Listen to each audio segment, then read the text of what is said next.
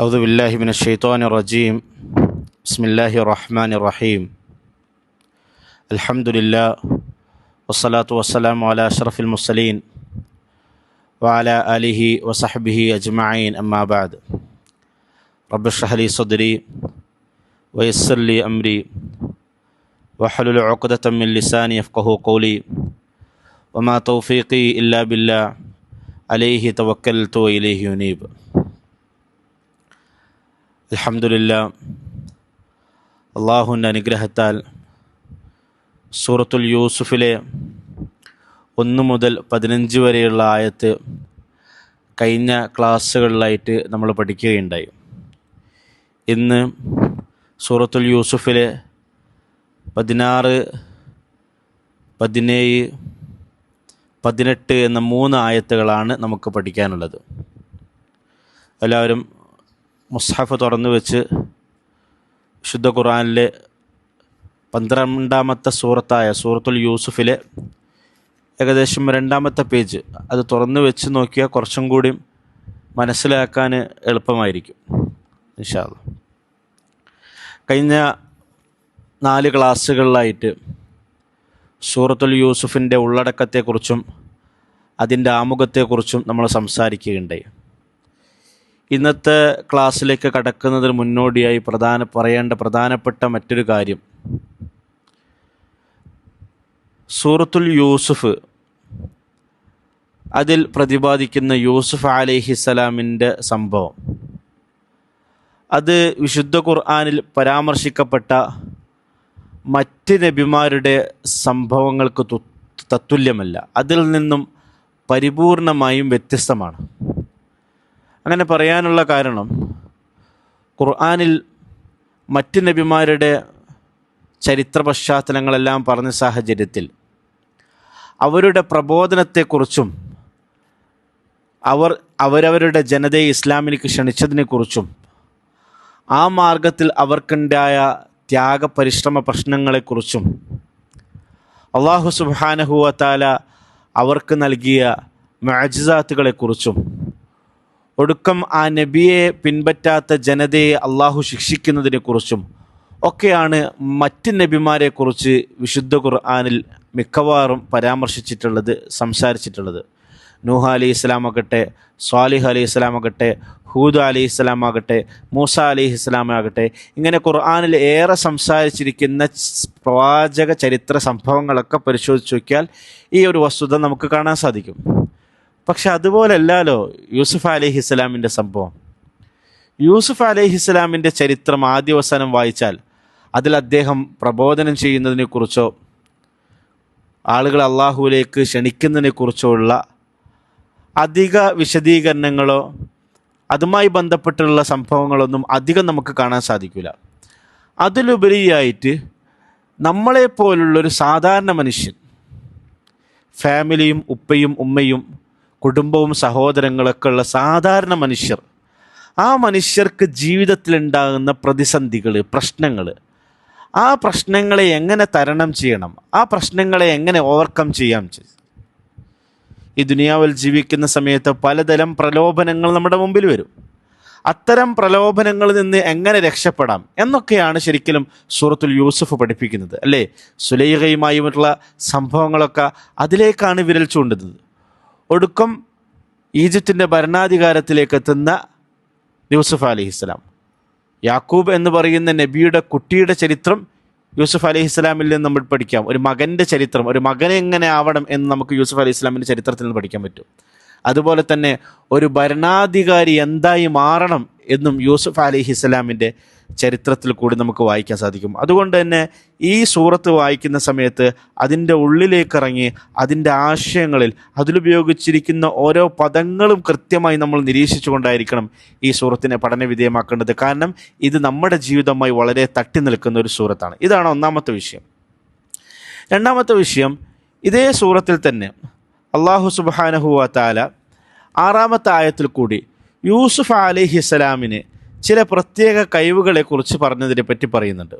വകദാലിക യജ്തബീക റബ്ബുക വയുഅല്ലിമുക മിൻ തഅവീലിൽ അഹാദീസ് വയുതിമ്മു നിഅമതഹു അലൈക വഅലാ ആലി യാക്കൂബ് കമാ അതമ്മഹ അലാ അബവൈക മിൻ ഖബ്ലു ഇബ്രാഹിം വ ഇസ്ഹാഖ് ഇന്ന റബ്ബക അലീമുൻ ഹക്കീം.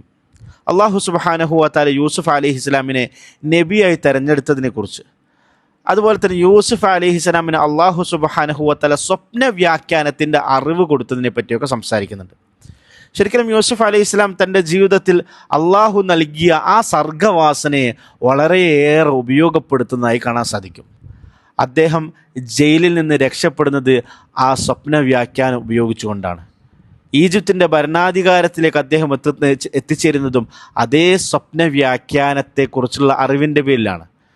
സൂറത്തിൻ്റെ തുടക്കത്തിൽ തന്നെ യാക്കൂബ് അലൈഹിസ്സലാമിനോട് അദ്ദേഹം പങ്കുവെക്കുന്നതും അദ്ദേഹം കണ്ടൊരു സ്വപ്നത്തെക്കുറിച്ചും അതിൻ്റെ വ്യാഖ്യാനത്തെക്കുറിച്ചുള്ള ആശങ്കകൾക്കാണല്ലോ സൂറത്തുൽ യൂസുഫിൻ്റെ തുടക്കത്തിൽ തന്നെ അദ്ദേഹം പങ്കുവെക്കുന്നത്. അപ്പോൾ ഇതിൽ നിന്ന് നമുക്ക് മനസ്സിലാക്കാൻ പറ്റുന്ന പ്രധാനപ്പെട്ടൊരു വസ്തുത, അള്ളാഹു സുബ്ഹാനഹു വ തആല എൻ്റെയും നിങ്ങളുടെയെല്ലാം ജീവിതത്തിൽ പലതരത്തിലുള്ള സർഗവാസനകളെ നൽകും. ജന്മനായുള്ള കഴിവുകൾ അത് പലർക്കും വ്യത്യസ്തമായിരിക്കും.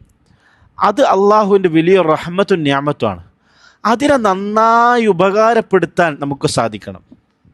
നബി തങ്ങൾ സല്ലല്ലാഹു അലൈഹി വസല്ലമയുടെ തന്നെ ഒരു ഹദീസ് ഉണ്ട്, ഇന്നല്ലാഹ യുഹിബ്ബു അൻ യറാ അസറ നിഅമതിഹി അലാ അബ്ദിഹി. അള്ളാഹു ഒരു അടിമക്ക് നൽകുന്ന നിഅമത്ത് ആ അടിമയുടെ ജീവിതത്തിൽ കാണാൻ, പ്രകടമായി കാണാൻ അള്ളാഹു ഇഷ്ടപ്പെടുന്നു. എന്ന് പറഞ്ഞാൽ എന്താണ്? ഒരാൾക്ക് അള്ളാഹു സുബ്ഹാനഹു വ തആല നന്നായി പാട്ട് പാടാനുള്ളൊരു കഴിവ് നൽകിയിട്ടുണ്ടെങ്കിൽ അതൊരു സർഗവാസനയാണ്. അത് അദ്ദേഹം ഉപയോഗപ്പെടുത്തണം. അദ്ദേഹത്തിനും കുടുംബത്തിനും ഫാമിലിക്കും സമൂഹത്തിനും ജനത്തിനും എല്ലാം ഉപകാരപ്പെടുന്ന രീതിയിൽ നല്ല പാട്ടുകൾ അദ്ദേഹത്തിന് പാടാം, ആനന്ദിപ്പിക്കാം. വിവാഹ സദസ്സുകളിൽ, മറ്റൊരുമിച്ച് കൂടുന്ന വേളകളിൽ, യാത്രകൾ പോകുന്ന സമയത്ത്. ഒരാൾക്ക്, ചില ആളുകൾക്ക് അല്ലാഹു സുബ്ഹാനഹു വ തആല നൽകുക നല്ല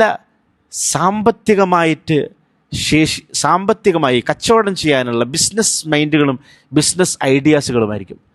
ആ കഴിവിനെ പ്രയോജനപ്പെടുത്തണം. മടിയനായിരിക്കാൻ ഇസ്ലാം പഠിപ്പിക്കുന്നില്ല. ചിലർക്ക് എഴുതാനായിരിക്കും കഴിവ്, ചിലർക്ക് ലീഡർഷിപ്പ് ക്വാളിറ്റി ആയിരിക്കും ഉണ്ടായിരിക്കുക, ചില ആളുകൾക്ക് നല്ല കമ്മ്യൂണിക്കേഷൻ സ്കില്ലായിരിക്കും ഉണ്ടായിരിക്കുക.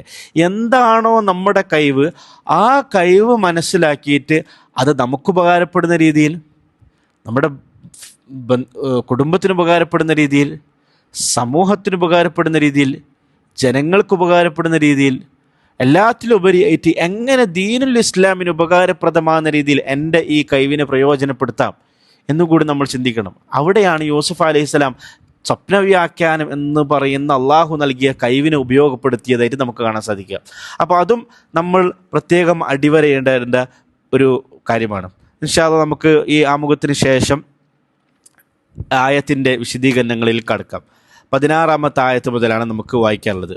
വജാഉ അബാഹും യശാഅ യബ്കുൻ. വജാഉ, അവർ വന്നു. യൂസുഫ് അലൈഹിസ്സലാമിനെ കിണറ്റിലിട്ട ആ സഹോദരന്മാർ വന്നു. അബാഹും, അവരുടെ ഉപ്പയുടെ അടുക്കൽ വന്നു. ഇവിടെ ഒരു പ്രധാനപ്പെട്ട കാര്യം പ്രത്യേകം സൂചിപ്പിക്കേണ്ടതുണ്ട്. ഖുർആൻ അള്ളാഹുവിൻ്റെ കലാമാണ്. ലാ റൈബ ഫീ, അതിലൊരു സംശയമില്ല. അള്ളാഹു സുബ്ഹാനഹു വ തആല ഖുർആനിൽ ഉപയോഗിച്ചിരിക്കുന്ന ഓരോ അക്ഷരങ്ങളും ഓരോ പദങ്ങളും കൃത്യമാണ്. വരുക എന്നുള്ള അർത്ഥത്തിലാണ് അറബിയിൽ ജാ ഉപയോഗിക്കുക. അതേ അർത്ഥത്തിൽ തന്നെ ഉപയോഗിക്കുന്ന മറ്റൊരു പദമാണ് അത്ത. പക്ഷേ ഇത്തരം പദങ്ങളൊക്കെ അറബി ഭാഷയിൽ വ്യത്യസ്ത അർത്ഥങ്ങൾ ഇതിനുണ്ട്. പക്ഷേ അള്ളാഹു സുബ്ഹാനഹു വ തആല ഈ പദങ്ങളെയെല്ലാം കൃത്യമായ സന്ദർഭങ്ങളുടെ അടിസ്ഥാനത്തിലാണ് ഖുർആനിൽ കൊണ്ടുവരുന്നതായി നമുക്ക് കാണാൻ സാധിക്കുക. കാരണം ജാ എന്ന പദത്തിൻ്റെ അർത്ഥം പൊതുവെയുള്ള ഒരു വിരലിന് വരുന്നതിന് ജാ എന്നുള്ള പദം ഉപയോഗിക്കും. അതുപോലെ തന്നെ വളരെ പ്രയാസവും പ്രശ്നങ്ങളും ദുഃഖങ്ങളും കൂടി വരുന്നതിന് ജാ എന്നാണ് ഉപയോഗിക്കുക. അതേസമയം അധിക പ്രയാസങ്ങളോ പ്രശ്നങ്ങളോ ഒന്നുമില്ലാതെ വളരെ എളുപ്പത്തിൽ വളരെ സിമ്പിളായി ഒരു കാര്യം കടന്നു വരുന്നതിന് അത്താ എന്നുള്ള വെർബാണ്, ഫീലാണ് അറബി ഭാഷയിൽ മിക്കവാറും ഉപയോഗിച്ച് കാണുന്നത്. അതിനൊരു ഉദാഹരണം പറയാം. ഉദാഹരണത്തിന് സൂറത്തുൻ നഹലിലെ 1-ാമത്തെ ആയത്ത്, അത്താ അംറുല്ലാഹി ഫലാ തസ്തഅജിലു. മക്കയിലെ മുശ്രിക്കീങ്ങളൊക്കെ നബി തങ്ങൾ സല്ലല്ലാഹു അലൈഹി വസല്ലമയോട് കളിയാക്കിക്കൊണ്ടു പരിഹസിച്ചുകൊണ്ടിരിക്കും, എന്നാണ് ഖിയാമത്ത് നാൾ ഉണ്ടാവുക എന്നൊക്കെ ചോദിച്ചുകൊണ്ട് നബി തങ്ങൾ സല്ലല്ലാഹു അലൈഹി വസല്ലമയെ അപമാനിക്കാറുണ്ട്. അപ്പോൾ അള്ളാഹുവിൻ്റെ ആ ഖിയാമത്ത് നാൾ സംഭവിക്കാൻ വേണ്ടി അള്ളാഹുവിൻ്റെ കൽപ്പന അത് അത്ര പ്രയാസമോ ബുദ്ധിമുട്ടോ ഒന്നുമില്ലാതെ വളരെ എളുപ്പത്തിൽ വരുന്നതാണ് എന്നറിയിക്കാൻ വേണ്ടിയാണ് ഇവിടെ അത്ത എന്നുള്ള പദം ഉപയോഗിച്ചത്. അതുപോലെ തന്നെയാണ് നമ്മൾ പറയേണ്ട മറ്റൊരു കാര്യമുള്ളത്, ഹിജ്റക്ക് പോകാനുള്ള അനുമതിക്ക് വേണ്ടി നബി തങ്ങൾ സല്ലല്ലാഹു അലൈഹി വസല്ലം കാത്തിരിക്കുന്നുണ്ടായിരുന്നു, പ്രതീക്ഷിക്കുന്നുണ്ടായിരുന്നു. ആ കൽപ്പന എപ്പോൾ വരും എന്ന് നബി തങ്ങൾ സല്ലല്ലാഹു അലൈഹി വസല്ലം ആഗ്രഹിക്കുന്നുണ്ടായിരുന്നു. അപ്പോൾ ആ കൽപ്പന ഇതാ വന്നിരിക്കുന്നു. അത് കൽപ്പന നൽകൽ അള്ളാഹു സുബ്ഹാനഹു സംബന്ധിച്ചിടത്തോളം വളരെ എളുപ്പമാണ് എന്ന് കാണിക്കാൻ കൂടിയാണ് ഇവിടെ അത്ത എന്നുള്ള വെർബ് ഫീൽ ഉപയോഗിച്ചത്. ഇതേ ഖുർആൻ തന്നെ ജാ ഉപയോഗിച്ച മറ്റ് സ്ഥലങ്ങൾ നമുക്ക് കാണാൻ സാധിക്കും. ഒരു ഉദാഹരണത്തിന്, വഹുവൽ ഖാഹിറു ഫൗക ഇബാദിഹി വയുർസിലു അലൈക്കും ഹഫള ഹത്താ ഇദാ ജാ അഹദകുമുൽ മൗത്ത്. മരണം നിങ്ങളുടെ അടുക്കൽ ഒരാളുടെ അടുക്കൽ വരുന്ന സന്ദർഭം. അപ്പം മരണം വരിക എന്ന് പറഞ്ഞാൽ എളുപ്പത്തിൽ വരുന്നൊരു കാര്യമില്ല, വളരെ പ്രയാസത്തോടു കൂടി ഒരു മനുഷ്യൻ്റെ അടുക്കൽ വരുന്ന കാര്യമാണ്. മരണം വരാൻ ആരും ഇഷ്ടപ്പെടില്ലല്ലോ. അവിടെ അള്ളാഹു ജാ ഉപയോഗിച്ചു. അതുപോലെ തന്നെ സൂറത്തുൽ ആറാഫിൽ, ഞാൻ തൊട്ട് മുമ്പ് ഓതിയ ആയത്ത് സൂറത്തുൽ അൻആമിലെ 61-ാമത്തെ ആയത്താണ്. സൂറത്തുൽ ആറാഫിൽ 34-ാമത്തെ ആയത്ത്, വലിക്കുല്ലി ഉമ്മത്തിൻ അജൽ ഫൈദാ ജാഅ അജലുഹും ലാ യസ്തഅഖിറൂന സഅത വലാ യസ്തഖ്ദിമൂൻ. ഓരോ സമൂഹത്തിനും സമുദായത്തിനും നിശ്ചയിക്കപ്പെട്ട നിർണിതമായ ആയുസ്സുണ്ട്. ആ ആയുസ് പൂർത്തിയായി കഴിഞ്ഞാൽ അതിൽ നിന്ന് അല്പസമയം കൂടി അവർക്ക് നീട്ടിക്കൊടുക്കൂല എന്ന് പറഞ്ഞ ആയത്തിൽ ഫൈദാ ജാഅ അജലുഹും, അവരുടെ ആയുസ് മരണത്തിൻ്റെ സമയം വന്നെത്തിക്കഴിഞ്ഞാൽ എന്ന് പറഞ്ഞെടുത്തും ജാ ആണ് ഉപയോഗിച്ചത്. തൊട്ടു മുമ്പ് അള്ളാഹുവിൻ്റെ കൽപ്പന വരിക, ഖിയാമത്ത് നാളിന് വേണ്ടിയുള്ള അള്ളാഹുവിൻ്റെ കൽപ്പന വരിക, ഹിജ്റ പോകാൻ വേണ്ടിയുള്ള അള്ളാഹുവിൻ്റെ കൽപ്പന വരിക എന്നുള്ളിടത്ത് അത്ത ഉപയോഗിച്ചു. അതോടൊപ്പം തന്നെ സൂചിപ്പിക്കേണ്ട മറ്റൊരു കാര്യമാണ് സൂറത്തുൽ ഇൻസാനിലെ 1-ാമത്തെ ആയത്ത്, ഹൽ അതാ അലൽ ഇൻസാനി ഹീനും മിനദ് ദഹരി ലം യകും ശൈഅൻ മദ്കൂറ. മനുഷ്യരെ സംബന്ധിച്ചിടത്തോളം അവർ ഭൂമിയിലേക്ക് ജന്മമെടുക്കുന്നതിന് മുമ്പായി അവർക്കൊരു കാലഘട്ടം കഴിഞ്ഞു പോയില്ലേ, ഭൂമിയിൽ അവരുണ്ടാവാത്തൊരു കാലഘട്ടം കഴിഞ്ഞു പോയില്ലേ എന്ന് പറയുന്നിടത്ത് അള്ളാഹു സുബ്ഹാനഹു വ തആല അത്താ എന്നുള്ള വെർബ് ഫീലാണ് ഉപയോഗിച്ചത്. കാരണം അവനില്ലാതെയും ഈ പ്രപഞ്ചത്തെ നടത്തിക്കൊണ്ടുപോകാൻ അള്ളാഹുവിന് എളുപ്പമാണ്. ഇല്ലായ്മയിൽ നിന്ന് മനുഷ്യനെ സൃഷ്ടിക്കലും അള്ളാഹുവിന് എളുപ്പമാണ്. അതുകൊണ്ടാണ് ആ ആയത്തിൽ അത്ത ഉപയോഗിച്ചത്. എളുപ്പത്തിൽ വരുന്ന പശ്ചാത്തലത്തിൽ വെർബായിക്കൊണ്ട് ഫീലായിക്കൊണ്ട് അത്ത ഉപയോഗിക്കുന്നു. പ്രയാസത്തോടു കൂടി ഒരു കാര്യം വരുന്ന സാഹചര്യം പറയുമ്പോൾ ജാ ഉപയോഗിക്കുന്നു. അതിൽ തന്നെ രസകരമായി സൂചിപ്പിക്കേണ്ട മറ്റൊരു വസ്തുതയാണ് വിശുദ്ധ ഖുർആനിലെ സൂറത്തു ശുആറയിൽ അള്ളാഹു പറയുന്നു, ഇല്ലാ മൻ അത്തല്ലാഹ ബിഖൽബിൻ സലീം. ശുദ്ധ ഹൃദയനായിക്കൊണ്ട് അള്ളാഹു സുബ്ഹാനഹു വ തആലയുടെ അടുക്കൽ വരുന്ന ഒരുവൻ. ഇതേ ആശയത്തിൽ തന്നെ മറ്റൊരു ആയത്ത് സൂറത്തു സ്വാഫാത്തിലുണ്ട്, വ ഇന്ന മിൻ ശിയാതിഹി ലഇബ്രാഹിം ഇദ് ജാഅ റബ്ബഹു ബിഖൽബിൻ സലീം. ഇബ്രാഹിം അലൈഹിസ്സലാം തൻ്റെ ജനതയുടെ അടുക്കൽ ശുദ്ധ ഹൃദയനായിക്കൊണ്ട് തൻ്റെ റബ്ബിൻ്റെ അടുക്കൽ വന്നു എന്ന് സൂറത്തു സ്വാഫാത്തിലുണ്ട്. നിങ്ങൾ നോക്കൂ, ഈ രണ്ട് ആയത്തിലും പറയുന്നത് ശുദ്ധ ഹൃദയനായി അള്ളാഹുവിൻ്റെ അടുക്കൽ വന്നു എന്നാണ്, സൂറത്തു ഷുആറയിലും സൂറത്തു സ്വാഫാത്തിലും. പക്ഷേ എന്തുകൊണ്ട് ഒരായത്തിൽ അത്ത ഉപയോഗിച്ചു, മറ്റൊരായത്തിൽ ജാ ഉപയോഗിച്ചു? ഇതെല്ലാം യാദൃശ്ചികമായി സംഭവിച്ചതല്ല. ഇതിലെല്ലാം കൃത്യമായി അള്ളാഹു സുബ്ഹാനഹു വ തആലയുടെ കണക്കുണ്ട്. ഞാൻ നേരത്തെ പറഞ്ഞല്ലോ, അത്ത വളരെ എളുപ്പത്തിൽ വരലാണ്, ജാ വളരെ പ്രയാസത്തോടു കൂടി വരലാണ്. നമ്മൾ സൂറത്തു ശുആറ പരിശോധിച്ച് നോക്കിയാൽ അള്ളാഹു സുബ്ഹാനഹു വ തആല ഇല്ലാ മൻ അത്തല്ലാഹ ബിഖൽബിൻ സലീം എന്നുള്ള സൂറത്തു ശുആറയിലെ ആയത്ത് പറയുന്നൊരു പശ്ചാത്തലം 89-ാമത്തെ ആയത്താണ്. പറയുന്നത് എന്താണ്? അള്ളാഹു സുബ്ഹാനഹു രണ്ട് സൂറത്തു സ്വാഫാത്ത് സൂറത്തു ശുആറ ആകട്ടെ, രണ്ട് സൂറത്തിലും പരാമർശിക്കുന്നത് ഇബ്രാഹിം അലൈഹിസ്സലാമിൻ്റെ പ്രബോധനത്തിൻ്റെ സാഹചര്യങ്ങളാണ്. അപ്പോൾ അതിൽ നിന്ന് എന്താ രണ്ടിലും വ്യത്യാസം എന്താണ്? ഒന്നാമത്തെ ആയത്തിൽ ഇബ്രാഹിം അലൈഹിസ്സലാം ഇങ്ങനെ പറയാണ്, വലാ തുഖ്സിനി യൗമ യുബ്അസൂൻ. അള്ളാഹു ദുആ ചെയ്യാണ്, അള്ളാഹുവെ ആളുകളെയൊക്കെ പുനരുജ്ജീവിപ്പിക്കുന്ന ദിവസം എന്നെ നീ നിന്ദിക്കരുത്. യൗമ ലാ യൻഫഉ മാലു വലാ ബനൂൻ. മക്കളോ സമ്പത്തോ ഒന്നും ഉപകാരപ്പെടാത്തൊരു ദിവസമാണ് അന്നത്തെ ആ ഖിയാമത്തിൻ്റെ ദിവസം. ഇല്ലാ മൻ അത്തല്ലാഹ ബിഖൽബിൻ സലീം വ ഉസ്ലിഫത്തിൽ ജന്നത്തുൽ ലിൽ മുത്തഖീൻ. സമ്പത്തോ കുടുംബമോ ഒന്നും ഉപകാരപ്പെടാത്ത ദിവസമാണ്. അതുപോലെ തന്നെ ആളുകളൊക്കെ പുനരുജ്ജീവിപ്പിക്കുന്ന ഭയപ്പാടിൻ്റെ ദിവസമാണ്. പക്ഷേ അന്നത്തെ ദിവസം ശുദ്ധ ഹൃദയനായിക്കൊണ്ട് അള്ളാഹുവിൻ്റെ അടുക്കൽ വരുന്ന ആളുകൾക്ക് പേടിക്കാനൊന്നുമില്ല. ഉസ്ലിഫത്തുൽ ജന്നത്തുൽ ലിൽ മുത്തഖീൻ. അവർക്ക് വേണ്ടി ജന്നത്തിനെ, സ്വർഗത്തിനെ അള്ളാഹു സുബ്ഹാനഹു വ തആല മൊഞ്ചാക്കി ഭംഗിയാക്കി വയ്ക്കും. അപ്പോൾ സ്വർഗത്തിലേക്ക് ഖിയാമത്ത് നാളിൽ സ്വർഗത്തിലേക്ക് കയറാൻ വരുന്ന ആൾ വരുന്നത് സന്തോഷത്തോടു കൂടിയാണല്ലോ, റാഹത്തോടു കൂടിയാണല്ലോ, വളരെ എളുപ്പത്തോടു കൂടിയാണല്ലോ. അത് പറഞ്ഞെടുത്ത് അത്തല്ലാഹ എന്നുള്ള ലഫ്ള് ഉപയോഗിച്ചു, വെർബ് ഉപയോഗിച്ചു, ഫീൽ ഉപയോഗിച്ചു. അതേ സമയത്ത് സൂറത്തു സാഫാത്തിലും ഇബ്രാഹിം അലൈഹിസ്സലാമിൻ്റെ പ്രബോധന പശ്ചാത്തലം തന്നെയാണ് പറയുന്നത്. പക്ഷെ അവിടെ നിങ്ങൾ നോക്കുക, ഇന്ന മിൻ ഷിയാതിഹി ഇബ്രാഹിം 83-ാമത്തെ ആയത്ത്, ഇദ് ജാഅ റബ്ബഹു ബിഖൽബിൻ സലീം ഇദ് ഖാല ലി അബീഹി വഖൗമിഹി മാദാ തഅബുദൂൻ. ഇബ്രാഹിം അലൈഹിസ്സലാം തൻ്റെ ജനതയുടെ അടുക്കൽ പ്രബോധനവുമായി വരുന്നു. ആ വരുന്ന പശ്ചാത്തലം പറഞ്ഞ സമയത്ത് അള്ളാഹു പറയാണ്, ഇദ് ജാഅ റബ്ബഹു ബിഖൽബിൻ സലീം, ശുദ്ധഹൃദയനായിക്കൊണ്ട് ഇബ്രാഹിം അലൈഹിസ്സലാം തൻ്റെ റബ്ബിൻ്റെ അടുക്കൽ വന്നിരിക്കുന്നു. അവിടെ ജാ ഉപയോഗിച്ചു. എന്താണ് അവിടെ ജാ ഉപയോഗിക്കാൻ കാരണം?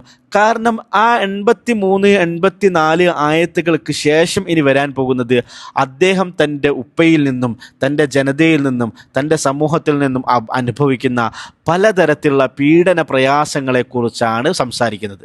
ഒരിക്കലും ഇബ്രാഹിം അലൈഹി സ്വലാമിൻ്റെ ഊർ എന്ന് പറയുന്ന ഇറാഖിലെ പട്ടണത്തിലെ ആ പ്രബോധന ജീവിത പശ്ചാത്തലം അത് ഒരു കണക്കിനും റാഹത്തുള്ളതായിരുന്നില്ല, എളുപ്പത്തിലുള്ളതായിരുന്നില്ല, പ്രയാസങ്ങളും ബുദ്ധിമുട്ടുകളും ഒക്കെ ഉള്ളതായിരുന്നു എന്ന് കാണിക്കാൻ വേണ്ടിയാണ് അവിടെ ജാ ഉപയോഗിച്ചത്. ഇല്ലേ, 97-ാമത്തെ നോക്കൂ, ഖാലു ബനൂ ലഹു ബുനിയാനൻ ഫഅൽഖുഹു ഫിൽ ജഹീം.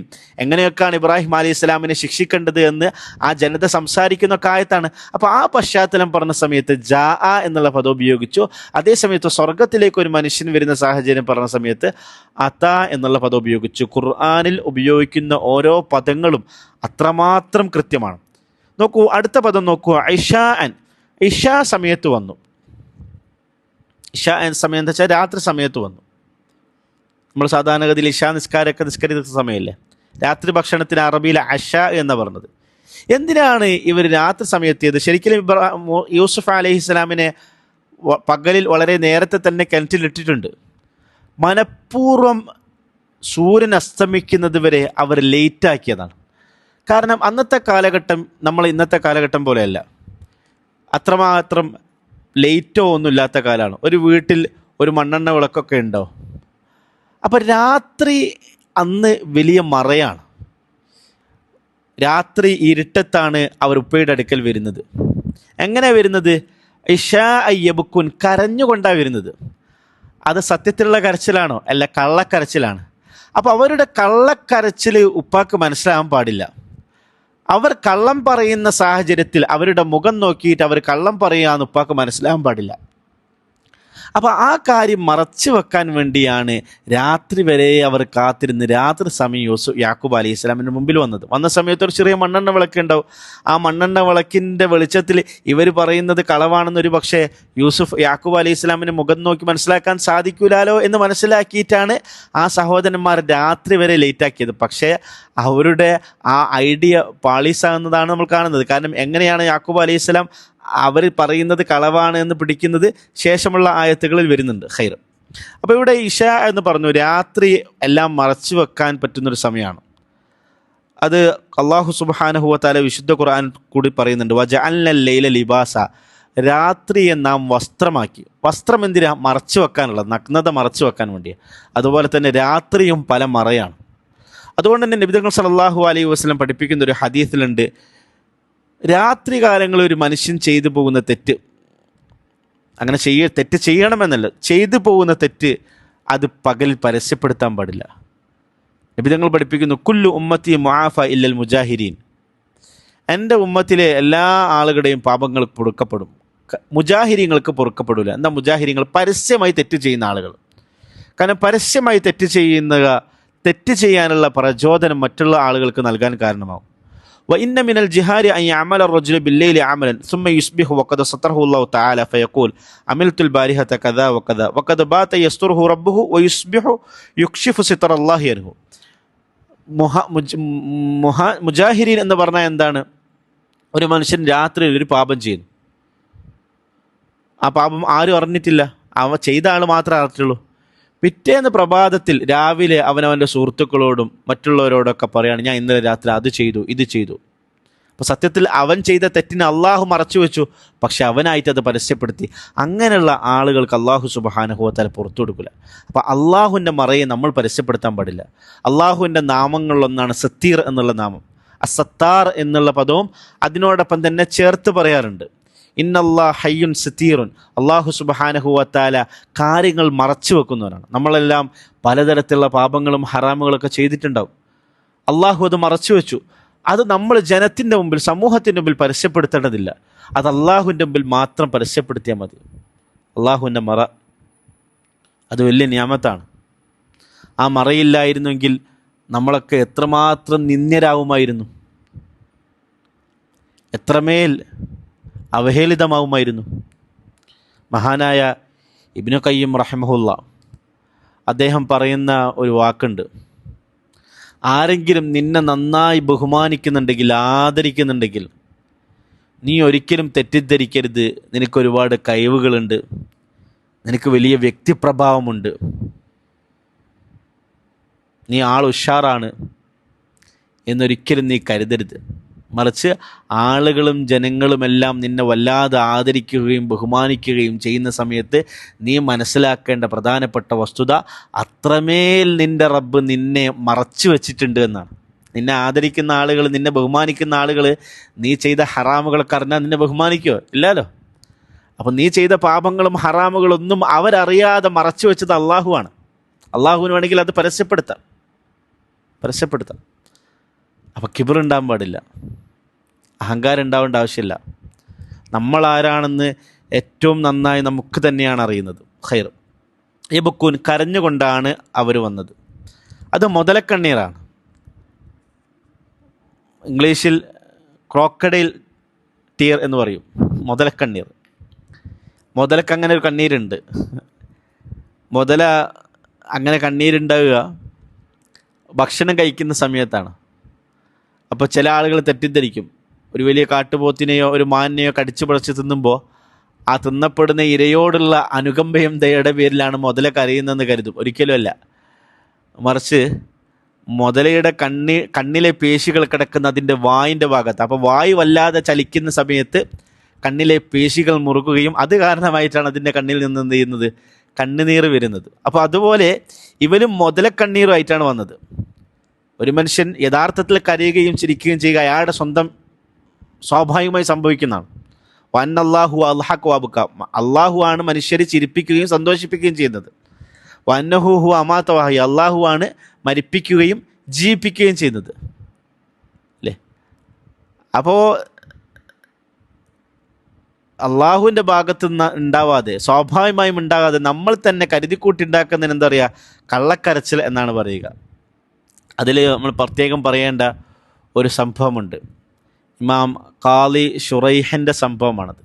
ഖാലി ഷുറൈഹ് റസൂലുള്ളാഹി സ്വല്ലല്ലാഹു അലൈഹി വസല്ലമയുടെ കാലഘട്ടത്തിൽ തന്നെ ഇസ്ലാം മതം സ്വീകരിച്ചിട്ടുണ്ട്. പക്ഷേ അദ്ദേഹം സഹാബിയല്ല, അദ്ദേഹം താബിഈയാണ്. യമനിലായിരുന്നു അദ്ദേഹം. നബി തങ്ങൾ സല്ലല്ലാഹു അലൈഹി വസല്ലമയെ മദീനത്ത് കാണാൻ വേണ്ടി യമനിൽ നിന്ന് പുറപ്പെട്ട് മദീനത്ത് എത്തുമ്പോഴത്തേന് അദ്ദേഹം വഫാത്തായി.